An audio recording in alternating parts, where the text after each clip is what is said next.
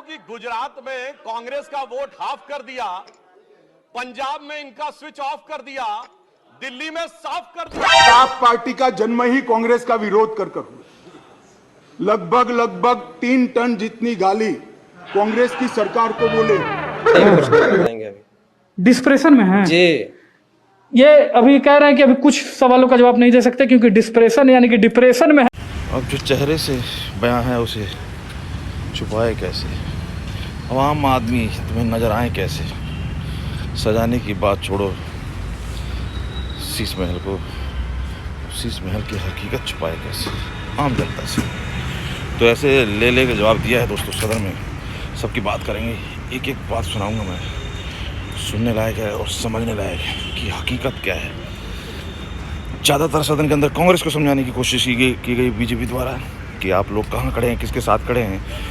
ये आपके लिए ही कहा तक है, बीजेपी के लिए नहीं है। क्योंकि जो भी नियम कायदे, जब विधायकी की बात हो रही है, अधिवेशन की बात हुई, अध्यादेश की बात हो रही है, ये सब वही चल रहे हैं, एचटी चल रहे हैं जो शीला जी के टाइम पे भी चल रहे थे, अटल जी के टाइम में भी चल रहे थे, खुराना जी के टाइम में भी चल रहे थे और इनके टाइम में भी चलेंगे। लेकिन अब इनको सिर्फ राज छुपाना है और राज छुपाना सबसे बड़ा इनका कारण है इसके ऊपर बवाल करने का। तो एक एक चीज़ के ऊपर बात करेंगे दोस्तों, बने रहिए।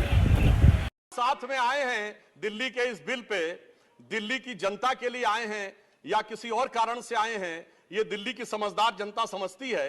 तो मैं भी एक पंक्ति कहना चाहूंगा कि शाम तक सुबह की नजरों से उतर जाते हैं, इतने समझौतों पे जीते हैं कि जमीर भी मर जाते हैं।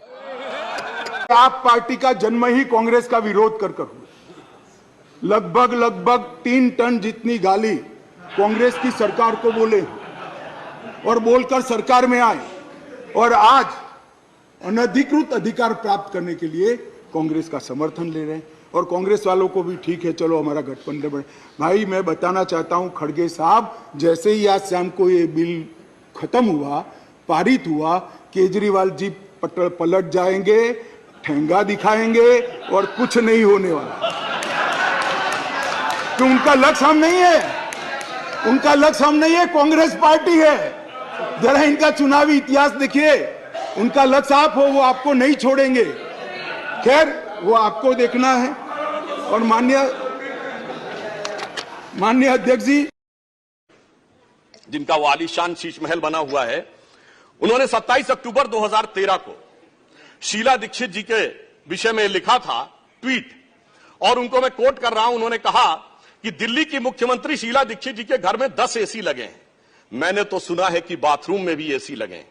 कौन भरता है इस एसी का बिल? और आगे वो कहते हैं, मेरा तो कलेजा कांप उठता है ये सोचकर कि दिल्ली की 40% जनता झुग्गियों में रहती है, तो कोई मुख्यमंत्री ऐसे आलीशान घर में कैसे रह सकता है। मैं कहना चाहता हूं, देखिए केजरीवाल जी का कलेजा कापा हो या ना कापा हो, रूह कापी हो ना कापी हो, रूह है क्या है, किसकी रूह है, उस पर मैं टिप्पणी नहीं करना चाहता। मगर मैं एक बात जरूर कहना चाहता हूं कि शीला दीक्षित जी जहां भी होंगे, उनकी रूह को बहुत तकलीफ हो रही होगी कि जब उनके ऊपर ऐसी बातें करने वालों के साथ वो सारे लोग आज आकर खड़े हुए होंगे। हम तो करेंगे। तो आज आम आदमी पार्टी की स्थिति यह है कि अब जो चेहरे से जाहिर है छुपाएं कैसे, तेरी मर्जी के मुताबिक नजर आए कैसे। अब इस घर को सजाने का तसव्वुर हुआ बात की बात, अब तो मुश्किल है कि इस घर की हकीकत को छुपाएं कैसे। कोची में है, डिस्प्रेशन में है सर। अभी कुछ नहीं बताइएगा? नहीं, कुछ नहीं बताएंगे अभी। डिस्प्रेशन में है जी। ये अभी कह रहे हैं कि अभी कुछ सवालों का जवाब नहीं दे सकते क्योंकि डिस्प्रेशन यानी कि डिप्रेशन में है। कि गुजरात में कांग्रेस का वोट हाफ कर दिया, पंजाब में इनका स्विच ऑफ कर दिया, दिल्ली में साफ कर दिया और आपने इनको माफ कर दिया। और उसके माफी के बाद भी मुझे लगता है, अभिषेक मनु सिंघवी जी ने कहा था, तो मैं भी ये कहना चाहता हूं, आप साथ में आए हैं दिल्ली के इस बिल पे, दिल्ली की जनता के लिए आए हैं या किसी और कारण से आए हैं, ये दिल्ली की समझदार जनता समझती है। तो मैं भी एक पंक्ति कहना चाहूंगा कि शाम तक सुबह की नजरों से उतर जाते हैं, इतने समझौतों पे जीते हैं कि जमीर भी मर जाते हैं। और मेरा दिल कहता है ये बिल पास नहीं हो सकता संसद से। कैसी लगी? स्वाद